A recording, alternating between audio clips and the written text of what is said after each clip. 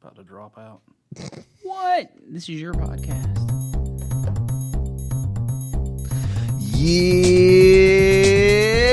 Yeah! Welcome to Third and Long. This is the sports arm of Third Thoughts, the network. The Third Thoughts Network. Are we network already? Yeah, we got multiple shows. We're a network. We need donations. We're going to be launching a new show on the network soon. Are you? I need Yeah. to choke up on that mic. Is this going to be a farmers Choke up only on the show? bat. Yeah. FarmersOnly.com. Going to be your sponsor. No. Wait, your show is going to be in the network too? Yeah, my show's going to be in the network. Wow. Yeah. See? It is a network. It's expanding. Yeah.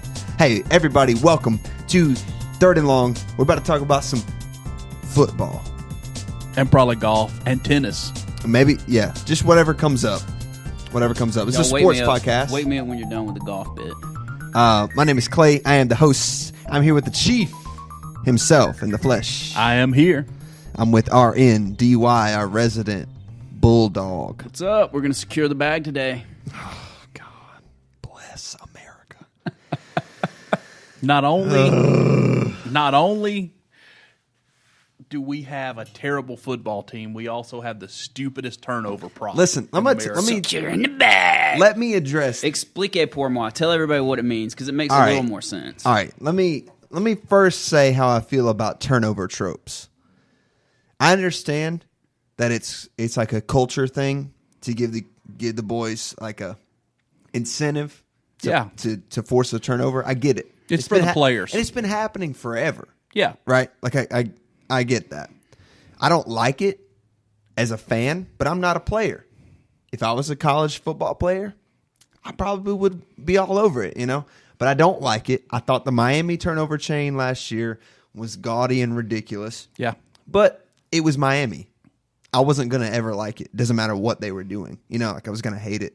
So regardless. do you think they got so many turnovers because of the chain, or was it just Because they play in the happenstance? It's because they play in the ACC. I don't. Well, I don't think that has anything to do with it Yeah, from the 'cause the ACC is standpoint of terrible. Are you asking if I think there's a correlation between incentive and production? Yes. Perhaps. I don't know if it's like a measurable correlation. No, you can't measure that. I mean, It didn't if work. you can't measure it, is it real? I'm not sure it's working this year. So. You know what I'm saying? Yeah. So, yeah, I don't know. I think no. I think it's one of those things. It's like how how we say the world is more. People want to say like the world is worse than it's ever been, but my theory is always that it's just that we know about more things now because of the way news travels and social media and stuff. I think this is that same thing. Just because we just think it's more because it's more publicized by the chain. The TVs pick up on these tropes. They had an exceptional amount of turnovers last year. They did. I mean, They did. But my question is, if the defenses are going to have like these turnover props, like the turnover chain, Just don't like it, man. I when hate trope. Malik Rozier throws an interception, should they not wrap him up in the chain? Or if somebody fumbles, should they not like chain them up? Well, they would have to put the backpack on them. It doesn't go both ways. Yeah, okay. So Tennessee had do you have a list? Yeah, Tennessee had a trash can where they would dunk a ball. Yeah. That worked out really well for them last year. Yeah. 0-8 in the SEC. Yikes. Woof. Woof. There you go. Virginia Tech just has a lunch. It's a prop, but it's a lunch pail for their defense. Yeah, but it's not for turnovers. No, it's not for turnovers. It's just for defense. Here we go. Yeah. Kennesaw State has a plank. Yeah, turnover plank. Yeah, because they don't have the budget everybody else has. Georgia has the Savage shoulder pads. Yeah. And something else. Because I saw in the game, the guy had the shoulder pads on, and he was carrying something as well. I didn't see Like it. I was like a- at the game, so I couldn't see it. Like a trophy or something? Something, yeah, I can't remember what it was. It wasn't the ball he was carrying because he dropped it on the 1 yard line. No, it Oh, my wasn't. God. It wasn't the ball. What an idiot. Dropped it on the 1 yard line. Let's see. Here, I like this one. This is my favorite right here. We all know about the Miami turnover chain. Come on, blah, blah. I got to get down to the bottom. Here we go. Boise State's ruling the world. They have a throne. Turnover thrown? I'm looking at this thrown, and they better hope that a D tackle does not recover a fumble because he's not going to fit in that throne. They sit on it or they hold it up? I guess they sit on it. But then SMU takes it one step higher. They have a crown and a chalice. Okay. Turnover crown, turnover chalice. What? There is a turnover walking stick at Texas A&M. A walking stick? I can't believe a Jimbo would allow that. Yeah, this is last year. And then that was last Alabama year. has a championship belt. Yeah, they had that like a few years back, didn't they? As they should. Like 15. They actually have an actual. They have so many national championship trophies that are laying around. They just let them pass one of those around. they have the turnover championship trophy. They melted down the rings to make the belt. Oh, somebody's Nick Saban doesn't chop you in the throat when you come off the field. Right. That's the reward. You don't get beat. Yeah, that's most of them. Well, so I get it, and it's for the players. And this was a good argument. I was upset about the Florida State backpack on Saturday. Well, listen, if it wasn't so, I would use the word bougie. Is that me? It is you. But I don't even think that's why. Quick, turn off. We'll get pulled down for copyright. What? I don't even know what that was. Do you listen to that? Do you listen to techno dance music? That's what I listen to in the shower. Oh, God. But it's like this ostrich skin. Mm-hmm. It's like a fancy backpack. It's like I'll tell you what it is. And we were looking at it earlier. And first of all, it's a knockoff of whatever it is because the zippers are that really fake, gaudy gold looking. I don't know if it whatever it is. From Taggart's teeth, he melted them down. It apparently comes from the phrase "securing the bag." Yeah, chasing a bag, which is like it's a popular phrase, but it's particularly popular, and this is what it comes down to. Cultural colloquialism. Yeah, it's in the music that Coach Taggart likes to listen to. Is it Kodiak or Kodak? Kodak Black. Kodak Black. Kodak Black's one of his favorites. Yes. And it's ghetto rap music, which is fine. I like ghetto rap music too. Yeah. And I understand that the players like it, and that's what they play at practice, and so it's like a cool thing. Oh, we're chasing a bag, we secured a bag. Like I get it. I get it. But on national TV, it's just like, yikes. Especially when you debut it against an FCS team that you trailed for. Oh, no. I think the intention was to debut it the week before. But there were no turnovers. There were no turnovers. Terrible. So the bag stayed securely away. Yes. Yeah, I think that's part of it, is the way it happened. Yeah. Had we come out against Virginia Tech, balled out, played a great game, got some turnovers, I'd probably be wearing a Garnet backpack today. But it didn't happen. It did not happen. So it seems like a cheap little, woo, we did it. It's like fake juice. There were 5 turnovers in the Samford game? Yes. We forced 5 turnovers. Yes. And only won by 10 points. Yes. Yeah, but one of those turnovers won a game, right? Well, no, it just secured the game. Secured the game. Secured the bag. Secured the bag. Yikes. Okay, see, that's the thing. Like, when you look at the stats, you're like, was this really the worst time to debut this? Yeah, but you have to understand that of those 5 turnovers, 3 of them were more or less like punts. Yeah. I mean, they were turnovers. They weren't deep in our territory necessarily when they turned it over. Mm-hmm. Although the turnovers happened deep in our territory, they were interceptions on long passes. Which they were just throwing the bombs too. It was crazy. Yeah, but yeah, I mean, I understand that the players get up for this. If I was a college coach, I would debut the turnover $100 bill. Then you would go to there's jail. A sanction against that, and I'm sure. If you get a turnover, you get the $100 bill, and you get to keep it. Or why don't they just do this? If you get a turnover, why don't they just give you the football? Like the game ball? Like the game ball. You get to keep the ball. Yeah, Yeah, I mean, you get to keep that football. That's a pretty cool idea. And then you could actually have the most talented player on the team to autograph each one of them. So when his career flourished in the NFL, they could put them on eBay and sell them. Yeah, I can see that. That'd be cool. Or what if they just gave you a turnover, like an Apple turnover? Oh, the Apple turnover. See, I would be so much. I'm not a college Or how football about player, a shirt so that says, I forced a turnover? something else. These silly things are Just silly. win the game. The other problem with the backpack is that it's whatever brand it is, it's that brand's garnet, and the new Nike garnet that you don't like It's purple. is more. Yeah, it's more of a. It has more pink purple hue to it, so they don't match. It looks like a red backpack, It is a red backpack. but it looks more red than the uniforms. Like it has this more like. It looks like it's inspired by Dora the Explorer. Well, You it know, doesn't the look backpack kind of she- like Dora's okay, back. and it doesn't look very. Here's my concern.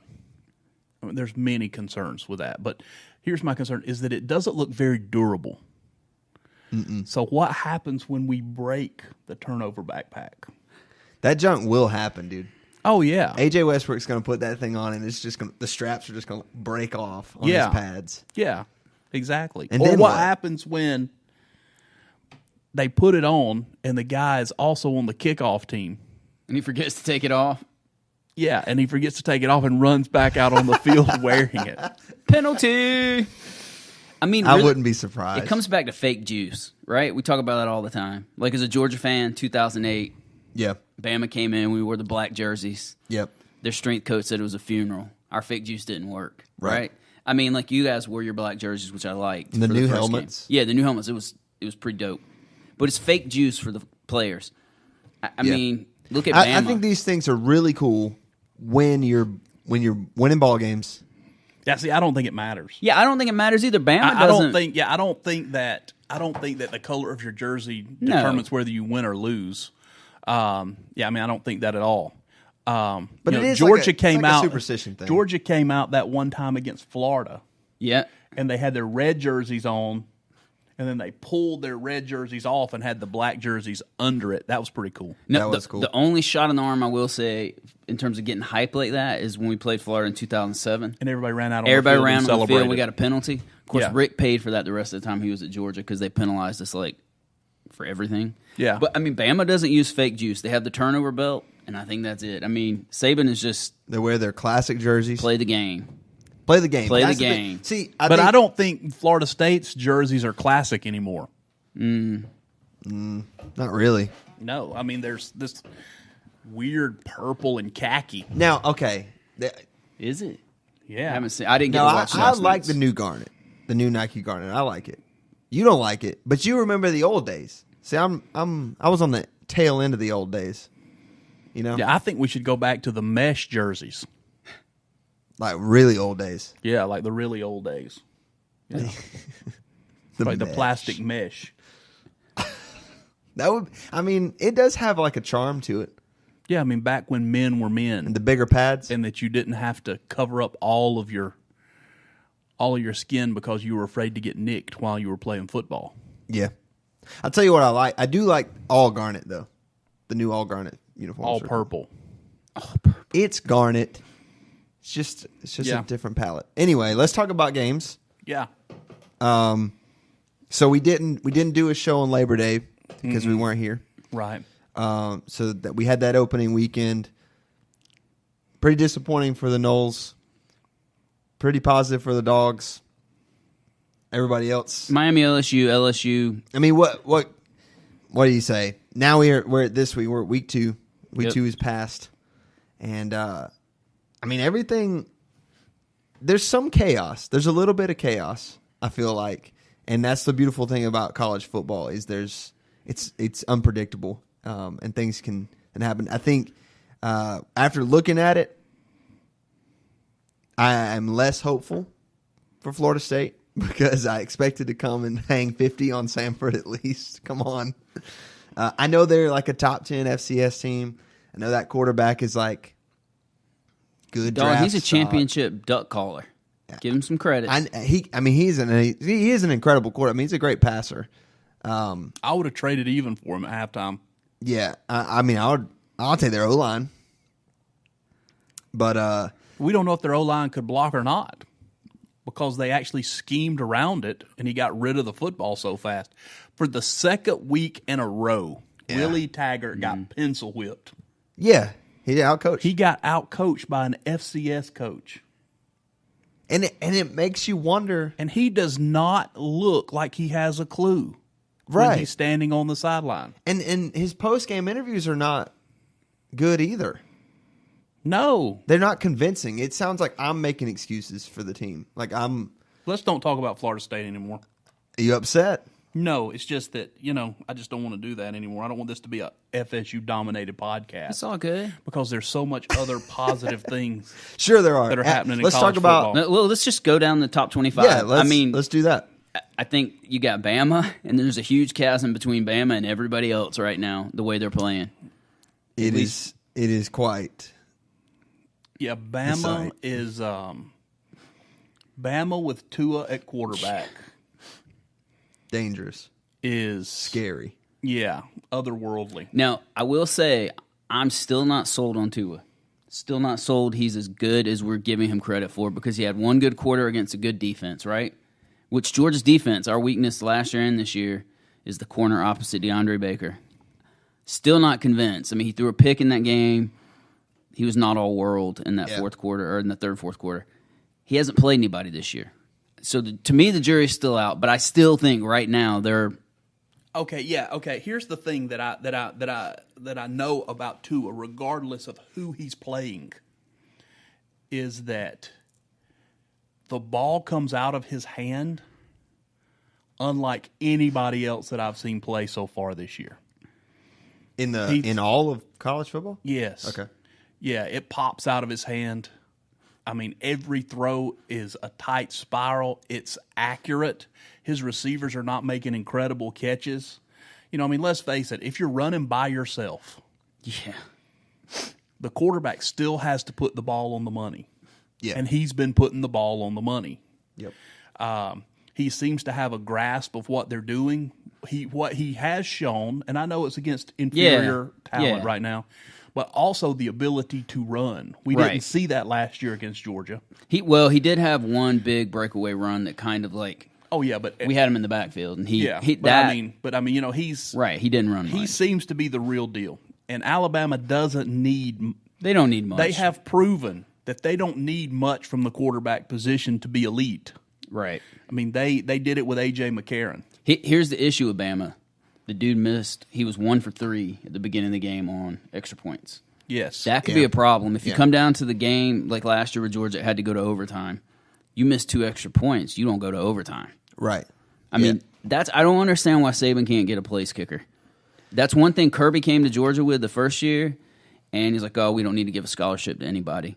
And then Rodrigo, he gave him the scholarship this year or last year as he improved, and he's 15 of 15, I think, or something crazy like that on touchbacks, on kickoffs, which is incredible. Yeah. I was watching him boot it against South Carolina. Yeah. It's like there were at least 2 that he kicked to the exact same spot in the end zone. Yeah, he took their he took Debo Samuel out of the game. He didn't have a return. Yeah, and that is one positive thing about Florida State. Neither team returned a kickoff against us. Yeah. We've still yet to have a kickoff return. So, yeah. And that's huge. I mean, we hadn't had many. We're not scoring to be able to actually kick the ball off, but nonetheless. But that's still important. I mean, I don't think. Yeah. I don't know. I mean, it's crazy that Saban doesn't have. I still don't understand that because he has a history of that, right? I mean, even last year their kicker wasn't amazing. I mean, he missed a field goal, and I don't know. Yeah, I mean, Bama is elite. Yeah, they're standing tall above everybody else right now. Yeah. The question is, will they have another hiccup? Because I want to say he's only had one undefeated season in this run that he started, which is crazy. But they always have a hiccup, don't they? I don't see the hiccup this year. I mean, Auburn comes to Bryant-Denny this year, which takes the home crowd out for Auburn. So that's huge. I mean, Ole Miss is terrible. They play Tennessee. Tennessee might as well skip that game. Yeah. I mean, there's nobody. LSU, I still think they're not as good as we think they are at this point.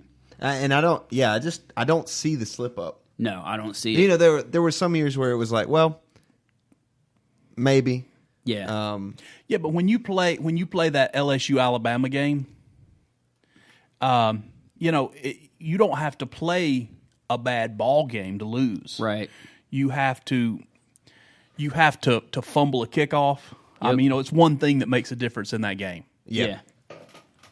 Yeah. I mean, I think, I don't know. There have been years past. I think the quarterback thing's so huge, dude. Yeah, and I think because you're talking about place kickers. Well, in their history, quarterbacks have been like, well, they had a game manager. yeah, like literally, it's just the guy to get the ball to the other players. Now you have a star. Yep, you have a star, and that's scary. And they have some athletic wide receivers. They have Judy. They have all these guys. I mean, it's going to be interesting. Yeah. I don't see anybody matching up against them. The problem, if they go to the game, which they should, I don't know why they wouldn't be 11-0 and roll into December. Would it be 12-0 roll into December for the SEC game? I don't see how Georgia can beat them. Which we can talk about that in a second. I just don't see how Georgia can beat them right now. I mean, Auburn. That's a rivalry game. Who knows? It is, and it's one of those that's kind of like you really never know with those games. You don't know. I still don't think Auburn has the offense once they play a team that is decent. I think Washington is decent enough, but we saw in the playoff a few years ago what goes for defense in the Pac-10. Yeah. Pac-12, excuse me. I'm so used to what goes for defense there is not the same as it's two different levels. It's a different level. I mean, I hate to say that, and I hate to be an SEC homer, but I am. I mean, talking about defense, Clemson, they had a good game. They're 4 dudes on the line, proved themselves. I mean, but A&M put a scare in them. I didn't expect that. Did you expect that game to be so close? I didn't. And we're in the we're in a pick'em group together, and Yep. I picked them. I picked Clemson to win, but I had them pretty high on my confidence. So I had a lot of points on the table, and I expected that to be more of a blowout than anything. But I mean, as mad as I was at Jimbo last year for abandoning us, because he did, Yeah, right. he abandoned us. But as mad as I am about that, he's a good coach, man. I mean, he's the third winningest coach. Yeah, to take the same athletes that Sumlin had last year, to take Mond Right. and turn him into the quarterback he did. I mean, Mond was playing a relatively good game against them. Oh yeah, and I mean, Jimbo's a quarterback machine. He really is. He knows how to make them. And so I don't know that A&M ends up as an elite program in the SEC. The question is, But the way Texas is going, Texas is down. Recruiting in Texas. Yeah. If you look at recruiting, you got Georgia, Florida, Texas, and California, your main hotbeds. yeah, If he can get those recruits that Herman is not getting because they don't want to be kissed on the cheek, then there's a chance. I mean, I know he's going against Saban. Saban's not going to be here forever. I mean, right, yeah. I think you already see Saban's last recruiting class. Here's the thing. The 2017 recruiting class they signed was absolutely ridiculous, right? And just nasty with Tua and all those receivers, running backs coming in. Yeah.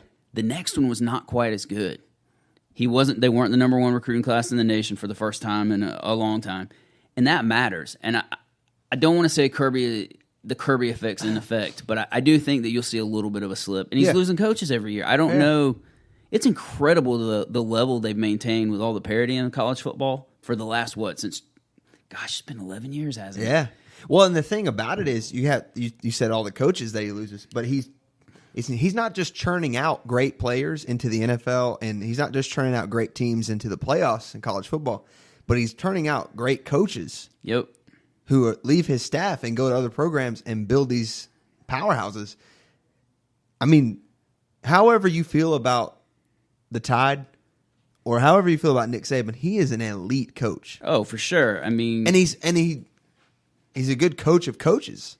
I mean, I think we're seeing the results of that. I've never seen anything. I mean, I'm not that old, but I've never seen anything like that. no, it's insane the run that they're on. What is it? Alabama's 11-year run. 2007 was his second year, right? 2006 was the year that they lost to La Tech, and then the next year's when they turned it around and started. Yeah, I would like to say that his record while at Alabama, he's only 500 against FSU. How many times have they played him? Twice. Yeah. Well, we'll hold on to that stat. But yeah, I think going back to the Texas A&M Clemson game, I think now I have no problem putting Georgia over Clemson. Yeah. I think I think I see some dominance in the Bulldogs that I don't see in the Tigers. I'm going to say the jury's still out for me on that. The reason is because your first road game in that environment's tough. Yeah. I mean, you're talking about over 100,000 people.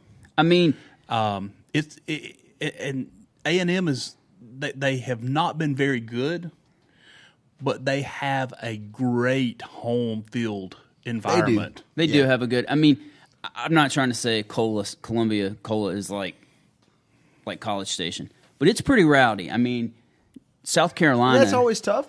Georgia has not traditionally done well there, and that was the whole week leading to the game. The Carolina fans were leaning on that. God bless their souls. They thought they were going to win. Did you hear the Torrey Gurley? He promised, one of their former players promised they were going to win the game, and it just, I mean, it got away from them. And it's tough to say too because Jimbo has coached fairly well against Dabo for a long time. I mean, Oh yeah, even those games that Florida State lost, he still kept it with him. Even when we were even last year when we seemed like just severely below them, in speed and skill, and he still kept it. I know the score ended up being a little bit further apart, but up until that fourth quarter, I mean, it was 10 points. Yeah, I mean, it was 10 points. It was a game, and I. Yeah, but another thing you have to take into consideration too is that Clemson was playing two quarterbacks. They're not going to do that anymore. I think Kelly Bryant won the job. Right in the fourth quarter. Trevor Lawrence was not able to make the offense go. Yeah. I mean, he threw the one pass up for grabs. The guy made a great catch, scored a touchdown off of it. But after that, their offense was ineffective with Trevor Lawrence in the game. So you have to really take those possessions and throw them out of that game. Yeah. Because what would Kelly Bryant have done differently had he had those extra 5? I think Lawrence played 5 possessions in the game. Yeah. So, I mean, could he have scored more points with those, those extra 5 possessions? Yeah. Those are things we don't know. And I do agree that Columbia is a hostile environment. But also, Georgia is not an exclusive shotgun team. Hostile environments hurt shotgun teams more than they do that run from under center. We actually did go shotgun a lot more than than normal. Yeah, it's a lot. I mean, they're moving. But Clemson doesn't run a play under center. Right, and loud environments hurt. That makes a difference there. I'm not saying that I believe that Clemson is going to beat Georgia. I believe the 2 best teams in the country right now, as much as it pains me to say it, are Alabama and Georgia, just from what we've seen. Yeah, and that's. I mean, Georgia's got some dudes, dude. We went into Columbia, and I was there. It was 3 degrees hotter than Hades is going to be. It was absolutely. It was. I want to say at kickoff it was 94 degrees with a heat index of 100. Yeah, I mean, just. It's South Carolina is so warm. It was god awful. We're not even that far away from there, but I was up there this weekend too. I wasn't in the game, but I was up there this weekend, and it's hotter there. It's just humid. I mean, it's the humidity where they're about to get smashed. Yeah, hurricane. They got smashed by Kirby this weekend too. Right. Speaking of hurricanes, they handled their business. 77. 77-0 against Savannah State. I know it's Savannah State, but that's an angry score. Yes, we're upset about that LSU thing. We're just going to bust them in the mouth. I'm surprised Mark Richt let him score 77 points. I am too, honestly. I don't know that he could help it. Yeah. I mean, honestly, Savannah State, they don't even recruit well on the FCS level. I'm being serious. I mean, they take whoever's left. Right. And I just don't know that he could help it other than taking a knee. Right. Literally giving up downs, yeah. Yeah. I mean, the difference between, and because it's not apples to apples, the difference between Savannah State and who do we Miami. play? Samford. Oh, Samford. Samford would beat Savannah State 77-0. Oh, yeah. They would. I mean, they would. So, I mean, you can't look at that and tell anything. Right. But, yeah, it was an angry score. It was, hey, we're going to go get all we can. And I don't blame them. No, I mean, because I'm telling you, if Willie could have beaten Samford, If he could that have bad, coached that he would up, have, he would because done he it, yeah. doesn't call the dogs off. I mean, traditionally he beats you unconscious when he can. He's not going to this year. No. He's Yeah. not going to beat anybody unconscious this year. Yeah. See, Georgia's score, it was 41-17, but we had a 10-minute drive in the fourth quarter where Justin Fields was in, and all he did was hand the ball off to James Cook right up the middle. Yeah. James Cook's like 185 pounds running up the middle. And then it got really bad when Prather Hudson came in, which is like our sixth-string running back. The dude next to me asked me who it was, and I told him it was a kid from high school in Athens that we just let play occasionally when score gets out of control. And he looked at me, and he said, you know what, I had to think about whether or not you were messing with me or not. That's actually the edited version of what he said. What do you think about the rest of, like... Ohio State may be good. Yeah, I don't know, dude. That's where I get murky. When you put it on paper, they have as good a talent as everybody not named Alabama. Yeah. Oh, yeah, they do. We don't know how good they're going to be. You never Maybe really Urban, do. maybe Urban is going to come back in and botch things up. I think he has gotten in the way occasionally of his team winning. You never really know. It was like the year they just got smashed by Clemson. Yeah, Yeah, Oklahoma. you don't know. Oklahoma, good football team, but That quarterback. Anderson's gone, the running back. He's a boss. Yeah, but also I don't know that Lincoln Riley is ready for the big stage No. yet. He's a good coach. He's got a great mind, but I don't know that he's ready for the big stage yet. Are you talking about quarterbacks throwing? I love the way that guy throws. Yeah, Murray. he can I throw. mean, Kyler he's Murray. a pro baseball player. He's Yeah. gone. I mean, this is it. He's signed But to leave. It's just the way he throws is really interesting to me. I'll be interested to see now that Anderson's gone. Anderson came on the end of last year, and then in the Rose Bowl, he was a beast against Georgia's run defense the whole year was amazing. He was making them look silly, especially in the first half of that game. Yeah. And now he's hurt. Yeah. So his ACL, that's a big deal. For I'm sure. still not Wisconsin. Anybody after the first three, I just don't think we know. But you got Ohio State goes to TCU this week. Huge game. Yep. Huge implications. You got LSU and Auburn. That'll start to sort the pack out in the SEC West. Auburn's hanging around at their 7. I'm still not sold that Auburn's offensive line is going to be dominant. They replaced 4 starters. They lost Cam. They lost Cam Petway, Kerryon Johnson. We'll see.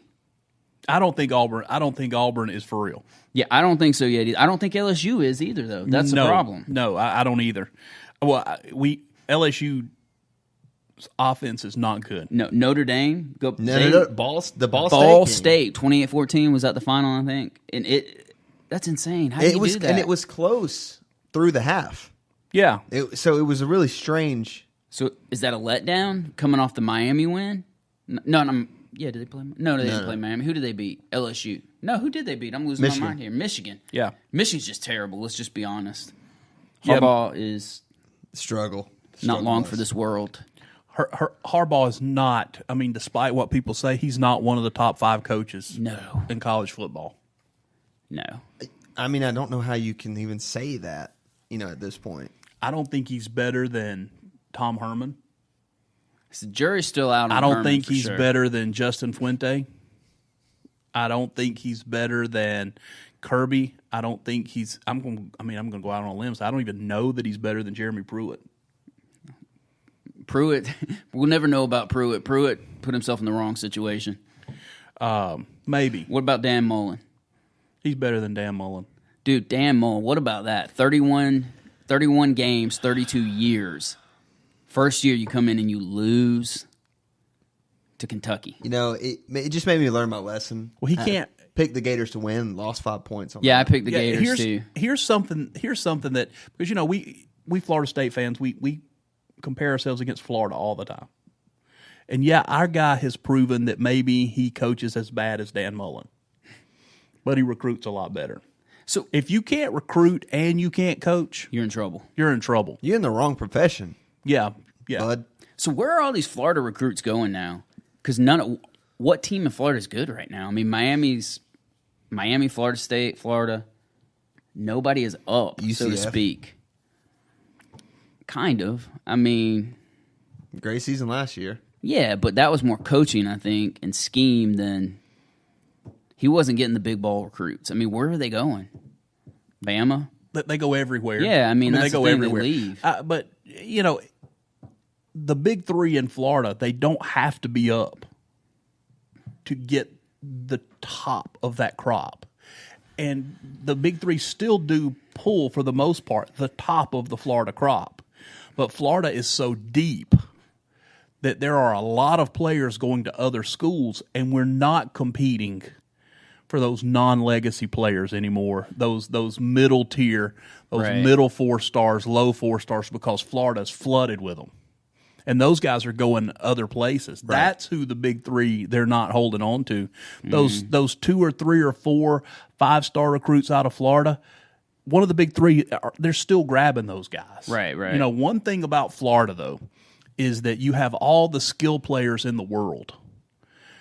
But Florida does not produce a lot of great offensive and defensive linemen. Right. Yeah, you got to go somewhere. You got to go somewhere else to get those guys. You need some tanks. You have got Georgia. I mean, the state of Georgia is loaded usually with a couple of those guys. I mean, but yeah, you got to go out of state. I mean, even Georgia, they get a kid from New York. They pulled a kid. My favorite pull lately is the kid they pulled out of Knoxville. I would say that Florida State does a good of job, if not better, recruiting Washington, D.C., Maryland, and Virginia than they do anywhere else other than Florida. We've pretty much taken whoever we wanted from the DMV. Yeah. Odell Higgins is just a beast up there, and he's pulling those guys. We have a hard time breaking into Texas. So does Georgia. Yeah, everybody has a hard Texas time. is hard. That's my question: is where are those guys going to school? I mean, they're going to Texas. They're going to A&M. They're just disappearing. I feel like, and if the Longhorns continue the trend, and Jimbo continues his trend, I feel like they're going back to A&M though. Yeah, he's going to have to do better on the offensive line. He left you guys hurt in the last. I mean, really, did he ever recruit well there on the offensive line? No. Well, that's not true. Star-wise, he recruited well. Okay. But what happened is he recruited players for a system that we weren't running. That zone blocking system that we ran was built for athletic, agile linemen. And he really did recruit big offensive linemen who couldn't run the system. Now they're so defeated and they have such a lack of confidence because they couldn't do what they were asked to do that now it's in their head that they're terrible, and they really are. But no, he never recruited the offensive line well. He never recruited linebacker well. And those are the 2 areas that we are really, really struggling in. And also wide receiver. If you came to Florida State, you knew you weren't going to see the field under Jimbo until you were a redshirt sophomore or a junior. Because you couldn't learn the offense because it was so complex. And that hurt us. So we've got a lot of talent at receiver now, but it's just so young. Yeah. It's so young. Yeah, he hurt us. He knew. I don't think we'll ever find out. But he knew he was leaving Florida State months before he left Florida State. It is a known fact that in October, he pulled all of the coaches off the road recruiting. We made no phone calls, and we didn't go see anybody beginning in October. Yeah, that's junk. Yeah, it was an intentional sabotage. But as mad as that makes me, you can't deny the guy's coaching talent. Yeah. And I think, I wasn't sure, but now that I've seen that Clemson game this past Saturday, I feel like if I was Tom Herman at Texas, I would be worried. I wouldn't be. Why is that? He's going to suck all the joy and will to play football out of those players. Maybe they'll quit dancing so weird. Well, you can't just cuss somebody all the time. Right. And improve their morale. Which he does, yeah. Oh, I know. So, yeah, I mean, but yeah, I don't see anybody else on that list. I thought Penn State, and maybe Penn State just had a bad game against App State. They had a good game this weekend, though. I mean, they blew Pitt out of the water. Yeah. And we know App State can ball, man. Sometimes they do. and college football. I mean, it's going to be an interesting season. Yeah, but we're I mean, still you know, super it's early. The most interesting dynamic building in college football right now, though, is will the SEC get 2 teams in again? I just, That's the most interesting dynamic happening in college football right now. Here's the problem. How does it happen? I mean, Georgia should win the SEC East. Our biggest challenge we should have beaten this past weekend. Not worried about going to Lexington, Kentucky. Yeah, Not no worried one in the about East that can no. stand Tennessee's coming to us. Vandy and Tennessee are just awful. Yeah. I mean, the only chance they have is the games we play against the SEC West count into the rankings. So in terms of SEC standings, Right. we got to go to Baton Rouge. Auburn's coming to us. I think we'll beat Auburn. I don't think LSU's great, but Baton Rouge is tough at night. We don't know that it's at night yet. Hopefully it's a 3:30 game. But You said how does it happen? yeah, If Georgia and Alabama get to the championship game, they're both undefeated. They're going to be number 1 and number 2 in the country. And then they go. And if that game is close, yeah, they both go. Yeah. I mean, that's what's going to happen. It looks like Clemson is going to go. yeah. And then I don't know who the 4th team. I mean, a lot of folks have. It's either going to be Ohio State or Penn State. Maybe Wisconsin, but I believe Ohio State or Penn State. Yeah, a lot of people have Oklahoma up there with Ohio State and not Georgia. I mean, some people, they're gonna drop one. Well, see, here's what I think this is hot take right here. As bad as Texas looks, I feel like they take Oklahoma this year somehow. Well, Rodney Anderson's out. That changes the whole dynamic. I mean, when one of your best playmakers on offense goes out. That's one of those rivalry games. Yeah. It's just like, you never know. I mean, Auburn-LSU this weekend is going to be a great game. LSU comes to Auburn. That's the thing. This weekend is kind of a... Yeah, TCU plays There's some Ohio implications State, this weekend for sure. which Ohio State has to go down there. Yep. Georgia has the mighty Middle Tennessee State. Will they cover the 31-point spread? Yes. I feel certain they will. I don't even think, for the first time in a long time, I was thinking this morning, I really don't even want to go to Athens to watch that. I would rather stay home and watch the other games. I mean, we got Alabama Ole Miss this weekend. Dude, Ole Miss is terrible. Ole Miss has no defense. They are awful. What was the score of that game? 77-44 or something crazy something like that?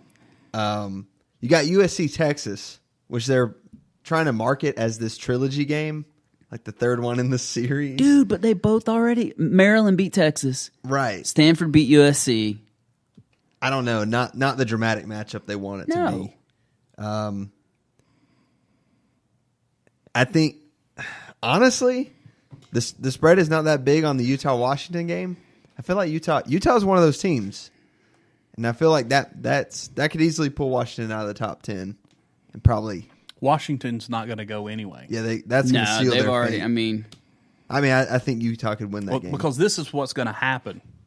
Well, they do have a chance to go, but for Washington to go, Auburn has to beat Georgia and Alabama again this year, and that pulls Washington with them. That's true. And they're playing, but the problem for Auburn this year, they do not have the Jordan Hare home advantage. That was right. I mean, but ridiculous. because what's going to happen is Auburn's going to lose to Alabama. They're going to lose to Georgia. Right? Yep. Probably to somebody else. A&M.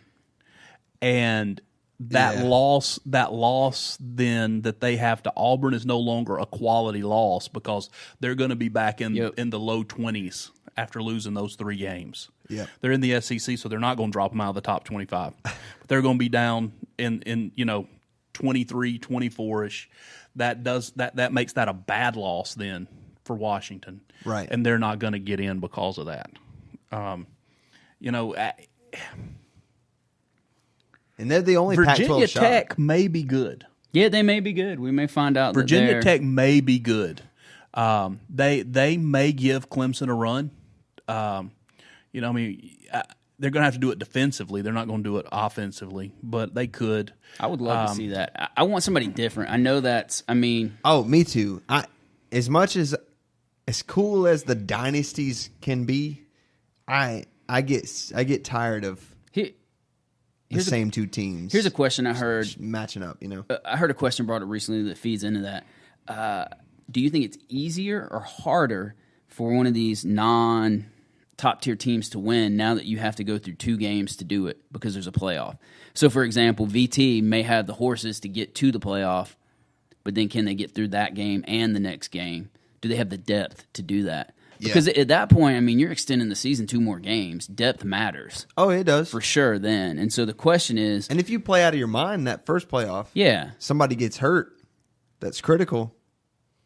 I mean, that could literally ruin the championship for you in that first playoff game. I don't know.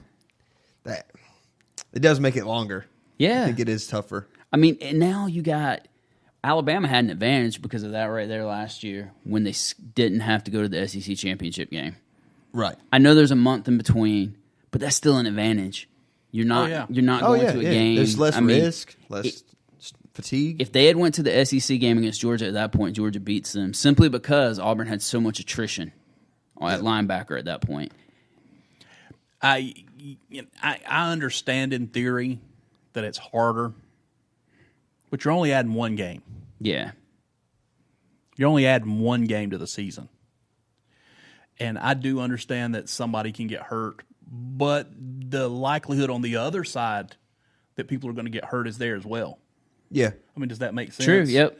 So I just think for the teams who are used to going, like Alabama, Clemson, Ohio State, have some experience in this playoff system, right? So they have the players are deeper. But I kind of look at it as they have an extra game to slip up. Right. Yeah. You can look at it that way. You know, I mean, I think it's a pretty good system. I mean, I'm not advocating for BCS.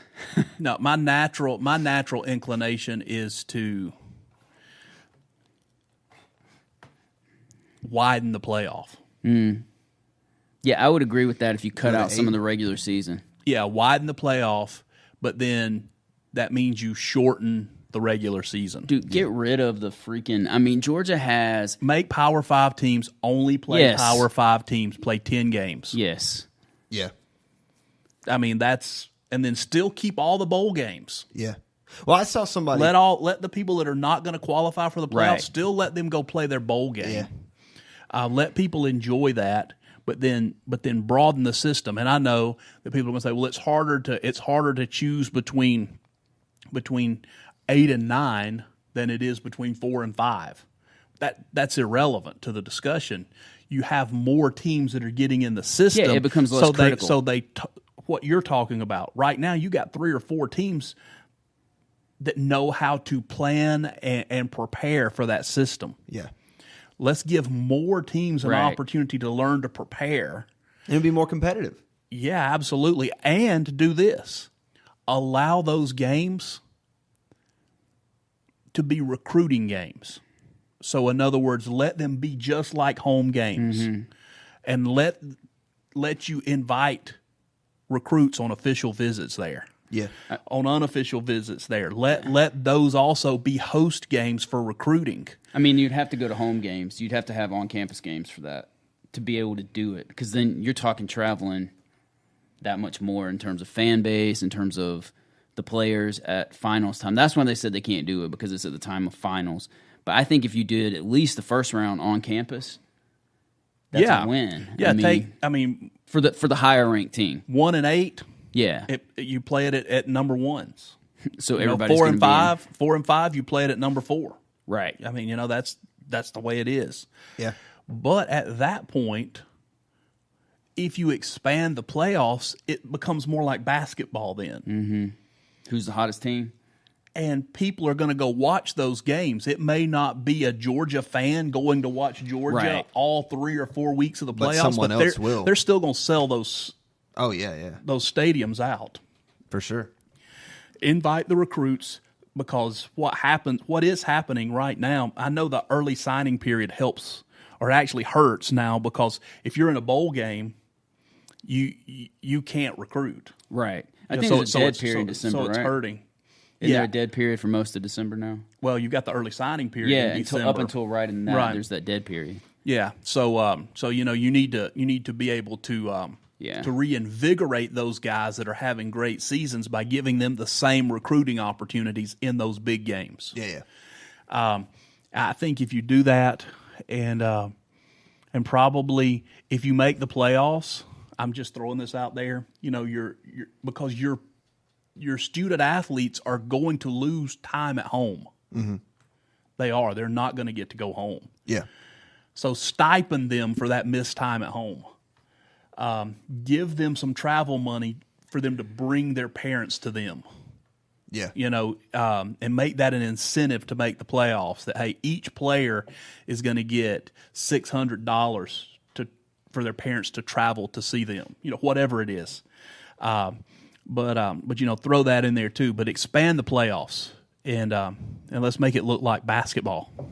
I like that, man, because I think somebody posted on it. I don't remember who it was. But somebody posted on Instagram and was like, "So NCAA football is better than NFL," and they had taken a screenshot of the ESPN app and all these cupcake games where the scores were like 42-3, and all these huge disparity in the scores and huge disparity in talent. And somebody was like, "Yeah, this is better than NFL." Sure, it is. Because it's ridiculous. Those games get ridiculous. Right. Yeah. And I think if you just cut those and just play, let P5 play P5. And Dude, if I was a season ticket holder right now, that'd be way more fun. In Athens this year, we have a terrible home schedule. Yeah. It's just the only... you say, you don't want to go see that game. I don't want to go see Middle Tennessee State. That's going to be a blowout. It's fun to go to Athens, but, dude, we got that. We got, I think UMass is coming to town. And then we got Vandy, Tennessee are coming. Auburn's the only... We don't know. The jury's out on them, right? Yeah. That's the only somewhat difficult game we got at home this year, which is frustrating. That's why more people this year are selling season tickets. Oh, yeah. Right. They want them for next year. People are buying in because they want them in 2019. Notre Dame's coming, which to me is silly because I don't think they're that great. No, but it's the storied. Yeah, I know. Yeah. And that's the thing. There's no story at Middle Tennessee. Now, I wanted... and this is something else that I would do, too. That would make... And there's only one. Notre Dame is the only one, so it seems like, you're dogpiling Notre Dame. But if you're not part of a P5 conference, you're not P5. So Notre Dame has got to jump in the ACC. They got to be full-fledged football members. And then they're going to say, well, it's going to cost us too much money. Tough. Play on a level playing field with everybody else. Right. They get a contract the size of a conference. They have a television contract that is the size of a conference television contract. Oh, yeah. So make them jump in there, make them play, expand the playoffs, let them be recruited, give the players stipends. That's just my opinion. I think it makes college football more exciting. Let's quit beating up on – and then I understand this gives those little schools exposure and gives them money. So this is what we're going to do. Yeah. We're gonna take two FCS schools. Okay, we're going to put all the FCS schools in a basket. And Nick Saban's going to walk up. He's ranked number one. He's going to get to pull the first two tickets out. He's going to say Savannah State and so and so. So we're going to write Savannah State a check for $1.25 million, and we're going to write Samford a check for $1.25 million. And there's their budget. That's funny. We're not going to play them and crush their players so that their season's over. Right. You know what I'm saying? Which that's essentially what it is. It's a payoff for people to get – these players go out there and get beat down. Yeah, a kid got paralyzed against Georgia a few years ago from one of the lower-tier schools. Oh, my gosh. It turned into even Samford, even though that was a close game. Yeah. By coming and playing us, even though it was a close game, they're going to have a tough haul now because they lost 3 essential players to injuries that are probably not coming back all year. Yeah. It's not worth it. No, it's not worth it. Those guys didn't get recruited by P5 schools for a reason. Right. They weren't big enough. They weren't strong enough. They weren't fast enough. Right. Here's the thing for the fan, too. It's awful. I didn't at Georgia this year. Season tickets you pay in every year, right? You pay in, you make a donation, and you have to donate X number of dollars to get 2 season tickets for the first time. Well, in the past, last year, it was like $1,500, right? Because we were bad. In 2008, it was about I think between $5,000 and $7,000. Still not terrible to get your first time tickets. This past year it was $22,000 just to have the right to buy a ticket. Yeah, you had to donate, and these people are donating that and then paying for a ticket to come see Austin Peay, Middle Tennessee State, UMass, Vandy, Tennessee. No way, man. Yeah. So, I mean, that's why I don't have them. Right. It's crazy. I just see what I want to buy and spend less money. Well, let's wrap this thing up. Yeah, we're close to an hour. It's time to eat. Yeah, let's do this. Let's Sponsored by just chicken. real quick. Sure. Do you guys have any clue what's happening with Serena Williams? Yes. I've heard of some of peripheral stuff, but tell me. Okay, so Tell the listener. So basically, finals, U.S. Open. She is penalized a point, first of all, because the judge said that she was being coached in between points, which is illegal in tennis. Yeah, and the coach admitted to doing it. And the coach admitted to doing it, but he also said she never looked at me. She didn't know if I was coaching or not. She never looked at me. And then she became irate because she wasn't doing it, and I believe he actually said she was cheating. Yeah, and he used the word cheating. She went ballistic. So, yeah, she went ballistic. And, she smashed her racket. She told him he was a thief, that he stole a point from her. And then at that point, he penalized her an entire game. Whoa. And then she lost. Here's the issue, whether right or wrong. First of all, tennis is that there are so many etiquette rules that it makes it feel like a sissy game. Right. Even though they're incredible athletes. Mm-hmm. But here's the thing. Men do worse than that all the time. Right, and don't have an issue. Yep. And they're not penalized. Right, And that's her argument, is that it was sexist. Yeah. Because and racist. because he didn't want to be showed up by a woman. Yeah. And I agree with that. Man, I've seen John McEnroe say things that makes a sailor blush. Yeah. And he was never penalized like that. So I believe it did not only did it hurt the Williams sister, but it also put a huge cloud over the poor girl that won. This is her first win. Right. She cried while she was getting the trophy because there was so much controversy. Yeah, it just doesn't feel right. Yeah, it doesn't feel right. In the world of golf, Yeah. they're playing the BMW Championship right now. Tiger's not going to come back and win. He's -4 through 15, 16 overall. Justin Rose just went to 19 under, so he's not going to get there, it doesn't look like. But he is going to qualify for Eastlake. He is going to qualify to be at Eastlake. He's going to be in the top 30. So I'm going to get to go see Tiger, which will be exciting. So in 2 weeks, I will be taking a day or two off to go down to Eastlake. 3 or 4. But not only that, but for the first time, a new rule put into play 2 years ago on the PGA Tour that a tour pro had to play at least 25 events or add an event to their schedule that they hadn't played in the previous 4 years. Because what was happening is all the big names were taking small tournaments off, and it was hurting the draw from all to all the small tournaments. Huh. Well, Jordan Spieth just assumed that he was going to play at Eastlake. Yeah. Okay, so he didn't add anything to his schedule. And with the Ryder Cup, he's only because he's going to miss. He's not going to Eastlake. He's so far back. He's going to be outside the top 30. So the rule states that there is that a fine of $20,000 and some type of suspension. So we're going to wait to see if they actually suspend Jordan Spieth, and will the suspension be for the Ryder Cup or will it be for next year? Wow. So that's just, if you're a golf fan, Sure. that's, kind of an exciting Sure. thing. Yeah. For golf fans. Don't count your chickens before they're hatched. That's it. Yeah. So anyway, I'm out whether you guys are or not. Go Big Orange. Yeah. Well, sure. Secure the bag, everybody. Do your Secure it, thing. baby. We appreciate you listening to Third and Long. We appreciate you listening to the Third Thoughts Network. We appreciate you being with us. If you're here live on Spreaker, we appreciate that. If you're listening later on any sort of podcast platform, wherever you're at, we appreciate that too. Leave us a review or a comment. Let us know how we're doing and what you would like to hear next time. Remember, we'll catch you around noon on Mondays for Third and Long. Join us on Wednesday at 2 p.m. for Third Thoughts as we get into some news, current events, political banter, and the like. Until next time.